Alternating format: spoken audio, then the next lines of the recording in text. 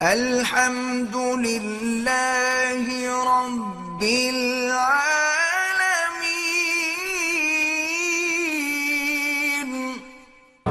رات کو 3 بجے مکہ میں عبادت کرتے ہوئے نیند آ گئی۔ نیند کی مجھے ایک مرد نے مجھے نیند سے بیدار کیا، 10 ریال ہاتھ میں دیے۔ میں نے کہا کہ میں غریب نہیں عمرے کے لیے آیا ہوں، اور انہوں نے کہا کہ درویش آدمی میرے حق میں دعا کر۔ ٹھیک ہے تو کیا ہے، انہوں نے خوشی سے دی ہے، لے لو، کوئی مسئلہ نہیں۔ مستحق نہ بھی ہو تو ہم نے مانگا ہے ان سے۔ یہ گویا اللہ کی طرف سے انعام ملا ہے کہ جب وہ دینے پہ آتا ہے جگاتا بھی ہے، پیسے بھی دیتا ہے۔ یہ اس کا کرم ہے، بس مانگنے والے بن جاؤ۔ نفلی طواف کا ثواب مرنے والے کو ملتا ہے، مرنے والے کو علم ہوتا ہے۔ ہاں، ایک حدیث میں آتا ہے، باقاعدہ ان کو خبر دی جاتی ہے کہ یہ تمہارے والد بیٹے کی طرف سے ہے، یہ تمہارے بھائی کی طرف سے۔ بڑے خوش ہوتے ہیں، اور جن کے لیے کوئی کرنے والا نہ ہو وہ بڑے اداس ہوتے ہیں، کیونکہ ہمارے لیے تو نہ بیٹے بھیجتے ہیں، نہ اولاد بھیجتی ہے، نہ بھائی بھیجتے ہیں۔ اس لیے کیا کریں، طواف ہے، عمرہ ہے، حج ہے، خیرات ہے، صدقات ہے۔ صبح یعنی جب صبح ظاہر ہو، جیسے آپ سانس لیتے ہیں، اذا تنفس، جب وہ سانس لے ظاہر۔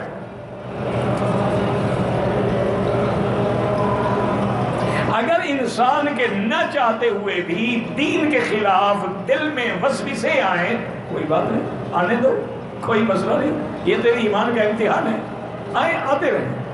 بس اس کا علاج یہ ہوتا ہے کہ اگر زیادہ پریشان ہو تو اعوذ باللہ من الشیطان الرجیم یہ پڑھ لیں، لا حول ولا قوة الا باللہ العلی العظیم۔ تم یہ پڑھتے رہو، شیطان کہتا ہے اچھا اس سے بہتر تھا میں اس کو وسوسہ نہ ڈالتا، اس نے تو اور ذکر کر دیا اللہ کا۔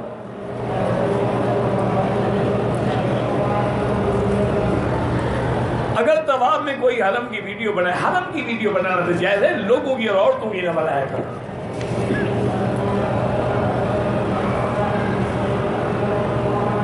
عورت اگر حیض کی حالت میں ہے، میقات پہ آ گئی، بالکل وہ غسل بھی کرے، نماز نہ پڑھے، اور عمرے کی نیت بھی کرے، لبیک بعمرۃ لبیک اللہم لبیک لبیک لا شریک لک لبیک، اللہ کا ذکر کرے، اور جب مکے میں آ جائے اپنے مکان پہ ہوٹل پہ رہے، جب اس کے ایام حیض کے دن پورے ہو جائیں، تسلی ہو جائے کہ خون بند ہو گیا، غسل کر کے عمرہ پورا کریں، کوئی مشکل نہیں۔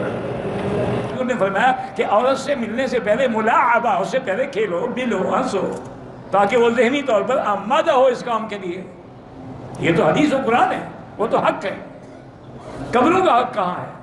کسی صحابی نے اگر کوئی مائی کا لال جرت کر کے مجھے دکھا دے کہ میرے مدنی سرکار کی وفات کے بعد کسی صحابی نے حضور کی قبر پہ بوسہ دیا۔